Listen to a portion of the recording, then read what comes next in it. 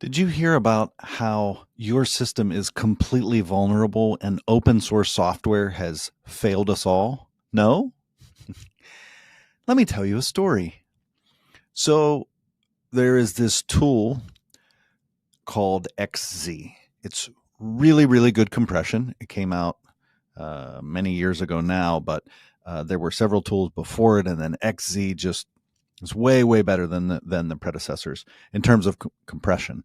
And so this tool exists on, for example, all major modern Linux distributions, probably all the minor ones too. And in 2022, so a couple of years ago, a new developer started contributing to the open source repository for XZ. And allegedly, the developer on XZ is overworked. I don't say allegedly because I don't think he is. That's probably true. But I'm not like hanging out with him writing code or anything. But he maintains this repository, which is a pretty important repository. It's a very useful tool. It's very good at what it does. And so this fellow's been maintaining it. And so someone came around, and in 2022, they committed a fix to something.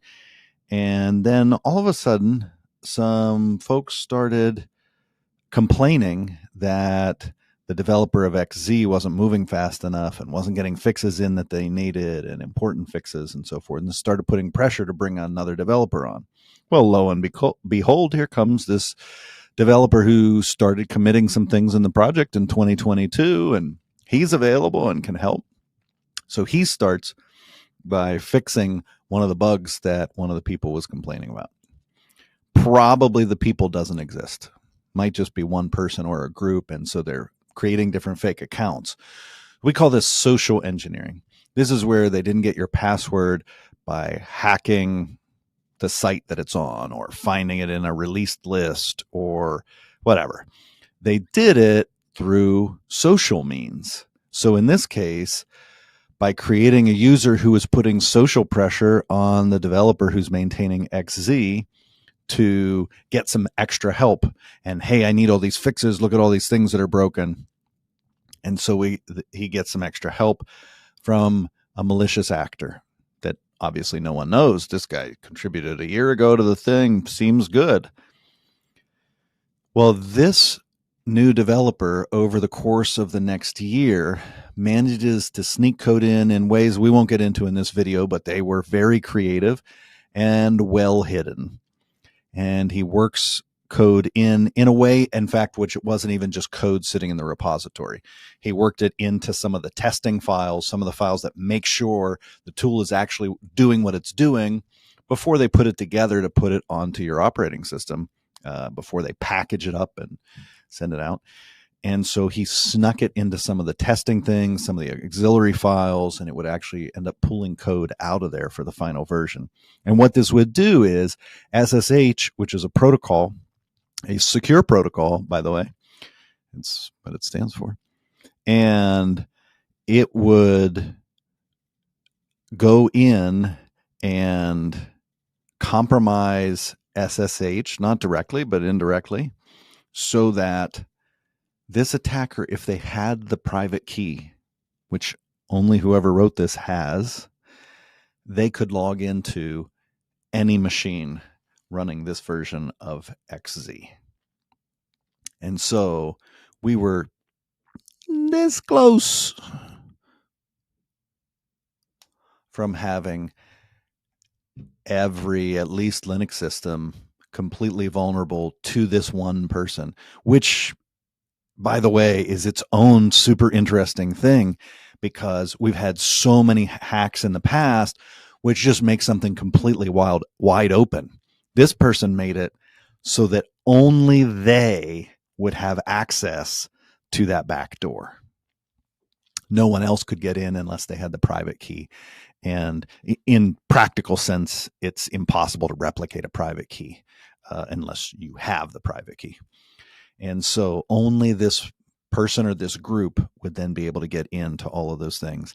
It turns out it did ship in a few distros of Linux, but mostly things that most of you probably aren't using. They're sort of the experimental version or the development version. And so it was in like a dev version of Debian or something, one of those for like a few days, this kind of thing. It was in one of the Fedoras, was in OpenSUSE for a while. All those have updated and fixed it and patched it. The patches rolled out very quickly. But this could have, so the other thing the social engineering group was doing is they were pressuring then the distros, hey, this fix really needs to get in. This version 5.6.0 or 5.6.1 of XZ really need to get into your distribution. That's really important. So they were putting pressure on them to get this release out so that the whole world would be infected with this issue, and they would essentially have access to any Linux machine, at least that they could get to the SSH port on, which is really crazy that we were that close to actually, if you're familiar with Drupalgeddon, it was almost SSH-geddon, where that's not, this is why I'm not allowed to name things, but where anyone with an open SSH port on the internet this group would then have access to. So did open source software fail us? They got it into open source software because anyone can contribute to the software.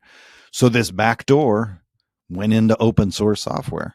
Or because it's open source, and it was actually a researcher named Thomas Roccia, R-O-C-C-I-A, at Microsoft, who discovered this. He saw some weird things happening on his system and started digging in, and he dug pretty deep to find this and figure out what was actually happening to his system and realize, oh, SSH is hanging around and opening this thing that now shouldn't have been open, but was open because this attacker wanted to gain access to it.